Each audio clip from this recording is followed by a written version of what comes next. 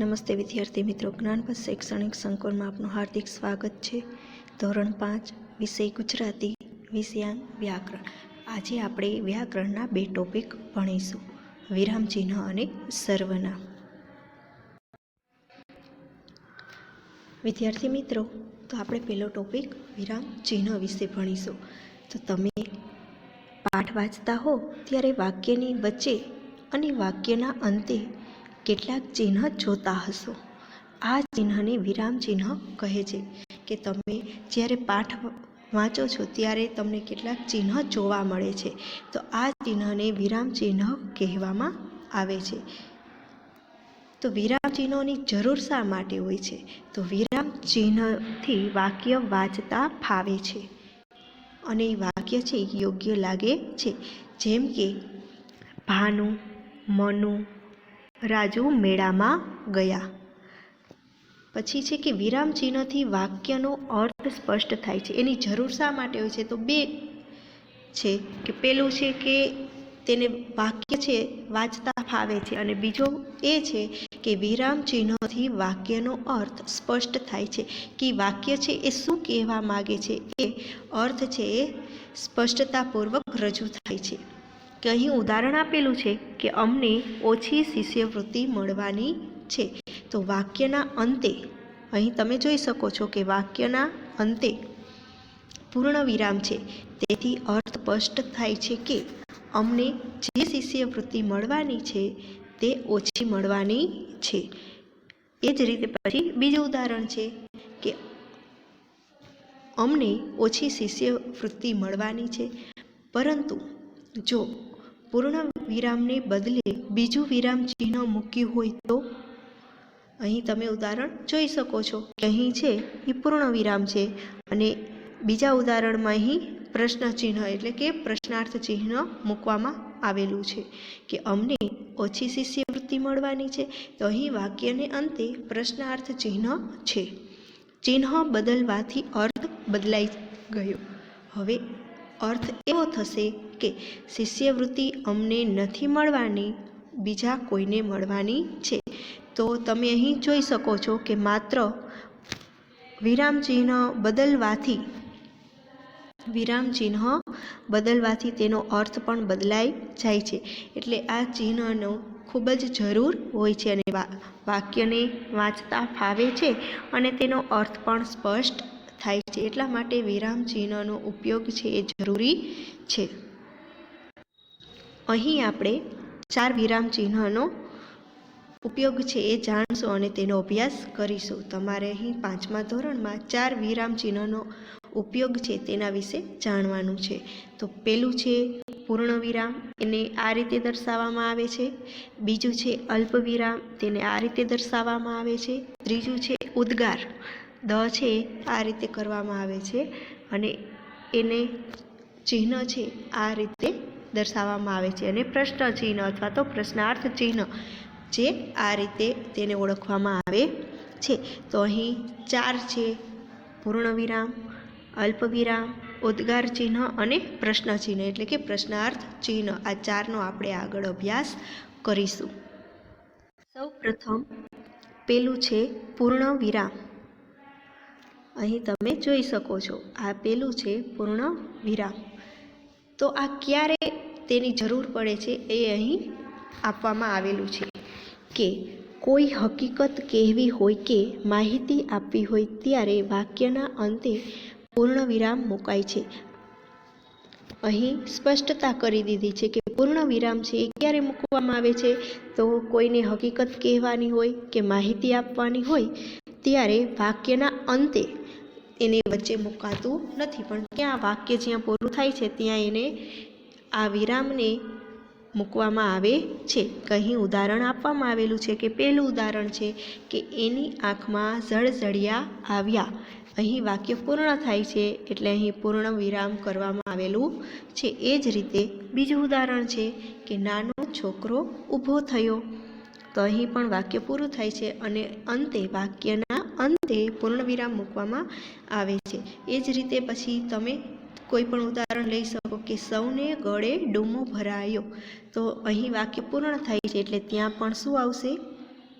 પૂર્ણવિરામ કરવામાં આવશે. આ હતું પૂર્ણવિરામ. હવે આપણે અલ્પવિરામ તરફ આગળ વધશું. બીજું છે અલ્પવિરામ. અલ્પવિરામનું ચિહ્ન આ પ્રકારનું છે. અહીં આપવામાં આવેલું છે કે બે કે તેથી વધુ નામને જુદા પાડવા હોય ત્યારે અલ્પવિરામ મુકાય છે. વળી સંબોધન કરતી વખતે પણ મુકાય છે. અહીં બે વાત રજૂ કરવામાં આવી છે કે બે કે બેથી વધારે નામ હોય ત્યારે એ શબ્દને અલગ પાડવા માટે, જુદા પાડવા માટે, અને બીજું એ કે કોઈને સંબોધન કરતી વખતે પણ અલ્પવિરામ છે મૂકવામાં આવે છે. અહીં તમે ઉદાહરણ જોઈ શકો છો. પહેલું ઉદાહરણ છે કે અમે બજારમાંથી ચા, ખાંડ, ગોળ અને મસાલા ખરીદ્યા. એ જ રીતે બીજું, તો પહેલા ઉદાહરણમાં તમે જોયું કે આ નામ છે, ચા, ખાંડ અને ગોળ. એ છે નામ છે. એને અલગ પાડવા માટે, એને જુદા પાડવા માટે અહીં આપણે અલ્પવિરામનો ઉપયોગ કર્યો છે. એ જ રીતે હવે બીજું વાક્ય છે, ગુરુજી પ્રણામ. તો અહીં પણ ગુરુજીને સંબોધીને પ્રણામ કરવામાં આવેલા છે, એટલે ત્યાં પણ આપણે અલ્પવિરામનો પ્રયોગ કરવામાં આવેલો છે. આ સિવાય પણ તમે અન્ય ઉદાહરણ લઈ શકો કે જેમ કે પરીક્ષા વખતે પેન, પેન્સિલ અને રબર લઈને જ શાળામાં આવવું જોઈએ. તો અહીં છેલ્લું નામ અનેથી જોડાયેલું છે, ત્યાં અલ્પવિરામ મૂકવામાં આવે તો નથી. તો તમે અહીં પણ એ જ જોઈ શકો છો, ચા, ખાંડ, ગોળ અને અહીંયા અલ્પવિરામ કરવામાં આવેલું નથી, કે જ્યાં અને આવે છે ત્યાં અલ્પવિરામ આવતું નથી.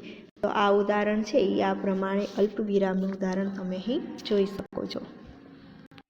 ત્યાર પછી છે ત્રીજું, ઉદ્ગાર ચિહ્ન.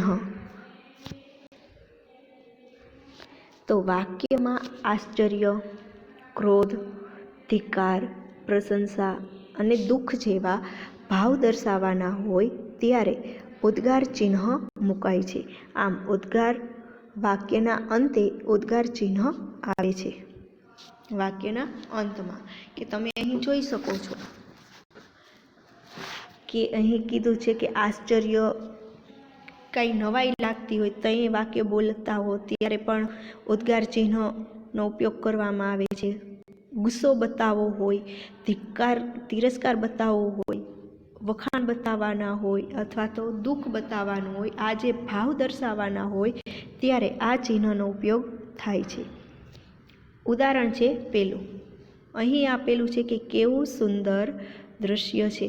તો આ છે આશ્ચર્ય વાક્ય, કે કોઈ દ્રશ્ય જોઈને આપોઆપ જે શબ્દ છે એ સરી પડે છે કે કેવું સુંદર દ્રશ્ય છે, ત્યારે પણ ઉદ્ગાર ચિહ્ન છે એ દર્શાવવામાં આવે છે. એ જ રીતે બીજું, કે જાજા તને શાનું ઇનામ મળે, લુચ્ચા, ઠગારા. તો આ ભાવ છે એ કયો ભાવ છે? તિરસ્કારનો, ધિક્કારનો ભાવ અહીં જોવા મળે છે. પછી એ જ રીતે ત્રીજું વાક્ય છે કે રાજન ધિક્કાર છે તને. તો અહીં તમે આ વાક્યમાં ગુસ્સો છે એ ગુસ્સાનો ભાવ, અહીં ક્રોધનો ભાવ છે અહીં જોઈ શકો છો કે રાજન ધિક્કાર છે તને. તો જ્યારે આશ્ચર્ય, ક્રોધ, ધિક્કાર, પ્રશંસા, દુઃખ જેવા જ્યારે ભાવ દર્શાવવાના હોય ત્યારે આ ચિહ્નનો ઉપયોગ કરવામાં આવે છે. એ જ રીતે કોઈ પ્રશંસાવાળું વાક્ય હોય તો ત્યાં પણ આ ચિહ્નનો ઉપયોગ કરવામાં આવે છે, કે જેમ કે તમે તો મને આજે ઘણું શીખવી દીધું. તો અહીં પણ પ્રશંસા, વખાણનું વાક્ય છે તો ત્યાં પણ ઉદ્ગાર ચિહ્ન મૂકવામાં આવે છે. ત્યાર પછી છે પ્રશ્ન ચિહ્ન. તો અહીં પ્રશ્ન ચિહ્ન આ રીતે દર્શાવવામાં આવે છે, કંઈક જાણવા માટે, માહિતી મેળવવા માટે બીજાને પૂછવામાં આવે ત્યારે વાક્યને અંતે પ્રશ્ન ચિહ્ન મૂકવામાં આવે છે. કે અહીં તમે જોયું કે ક્યારે ક્યારે પ્રશ્ન ચિહ્ન મૂકવામાં આવે છે, તો કંઈક જાણવા માટે, માહિતી મેળવવા માટે અથવા તો કોઈને કોઈ પ્રશ્ન પૂછવા માટે અહીં આ ચિહ્નનો ઉપયોગ કરવામાં આવે છે. કે અહીં ઉદાહરણ આપેલું છે, પેલું છે કે તમે જમી લીધું, ત્યારે એ વાક્યને અંતે પ્રશ્નાર્થ ચિહ્ન મૂકવામાં આવે છે. એ જ રીતે બીજું વાક્ય છે, તારે શું શીખવું છે, તો અહીં પણ છે પ્રશ્નાર્થ ચિહ્ન છે એ મૂકવામાં આવે છે. તો અહીં તમે જોઈ શકો છો કે કોઈ માહિતી મેળવવા માટે, કંઈક જાણવા માટે અથવા તો કોઈને પ્રશ્ન પૂછવા માટે આ ચિહ્નનો ઉપયોગ કરવામાં આવે છે. ત્યાર પછી બીજું આવે છે સર્વનામ. તો સર્વનામ કોને કહેવામાં આવે છે? તો સંજ્ઞા એટલે કે નામને બદલે જે શબ્દ વપરાય તેને સર્વનામ કહે છે. સર્વનામની વ્યાખ્યા શું છે કે નામને બદલે જે શબ્દ વપરાય છે તેને સર્વનામ કહે છે. અહીં કેટલાક શબ્દ આપેલા છે જે નામને બદલે આપણે ઉપયોગમાં કરીએ છીએ, જેવી રીતે હું, મારું, મને, અમે, અમારું, આપણું, અમને, આપણને, તું, તારું, તને, તમે, તમારું, તમને, તે, તેને, તેનું, તેઓ, તેઓનું, તેઓને. તો આ બધા શું છે? સર્વનામ છે, જે આપણે નામની જગ્યાએ આ વગેરે શબ્દનો ઉપયોગ કરીએ છીએ. આ જેટલા શબ્દ અહીં દર્શાવવામાં આવેલા છે તે આપણે નામની જગ્યાએ આ શબ્દનો પ્રયોગ કરીએ છીએ, તેની જગ્યાએ આ શબ્દ વાપરીએ છીએ, તેને સર્વનામ કહે છે. અહીં ઉદાહરણ આપવામાં આવેલું છે પેરેગ્રાફ રૂપે. તો તમે અહીં જોઈ શકો છો કે પેરેગ્રાફ આપેલો છે કે ગંગામાનો પોતાનો પરિવાર મરી પરવાર્યો હતો. પોતાનું કહી શકાય એવું ગંગામાનું કોઈ પણ સગું હતું નહીં, એટલે ગંગામાએ બધાને પોતાના બનાવ્યા હતા. અહીં તમે આ પેરેગ્રાફ જોઈ શકો છો કે અહીં ગંગામાની વાત કરવામાં આવેલી છે કે ઉપરના ફકરામાં ગંગામા શબ્દ છે એ વારંવાર આવે છે. ગંગામા શબ્દ છે એ વારંવાર આવે છે, તેથી લખાણ છે એ લાંબુ થઈ ગયું છે અને વાંચતા છે એ વિચિત્ર લાગે છે. વારંવાર ગંગા શબ્દ લેવામાં આવેલો છે એટલે આ જે ફકરો છે, આ જે વાક્ય જ આપેલા છે એ વિચિત્ર લાગે છે વાંચવા સમય. હવે આ જ પેરેગ્રાફમાં થોડો ઘણો ફેરફાર સાથે અહીં નીચે લખવામાં આવેલો છે. તો આપણે તેને વાંચીએ કે ગંગામાનો પોતાનો પરિવાર મરી પરવાર્યો હતો. પોતાનું કહી શકાય એવું એમનું કોઈ પણ સગું હતું નહીં, એટલે એમણે બધાને પોતાના બનાવ્યા હતા. તો તમે અહીં જોઈ શકો છો કે અહીં ગંગામાને બદલે મૂકેલા શબ્દો એમનું, એમણે, તેનાથી લખાણ છે એ ટૂંકું થઈ ગયું છે અને વાંચવાથી સ્વાભાવિક પણ લાગે છે. તો આ જે શબ્દની નામની જગ્યાએ જે શબ્દ વાપરવામાં આવેલો છે એને સર્વનામ કહે છે. તો સર્વનામની સરળ વ્યાખ્યા એ છે કે નામને બદલે જે શબ્દ વપરાય છે તેને સર્વનામ કહે છે. અહીં એક ઉદાહરણ છે કે પુસ્તકની કિંમત હું ચૂકવી શકું એટલી રકમ તો મારી પાસે નથી. તો અહીં સર્વનામ કયું છે? હું.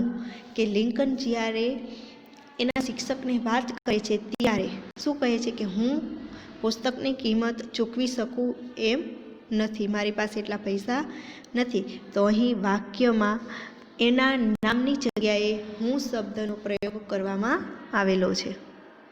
એ જ રીતે પછી બીજું વાક્ય છે ઉદાહરણ પ્રમાણે કે વાલો કેસરીયો ઘોડા વેચતો, વેચ્યા પછી એ ખુશ થતો.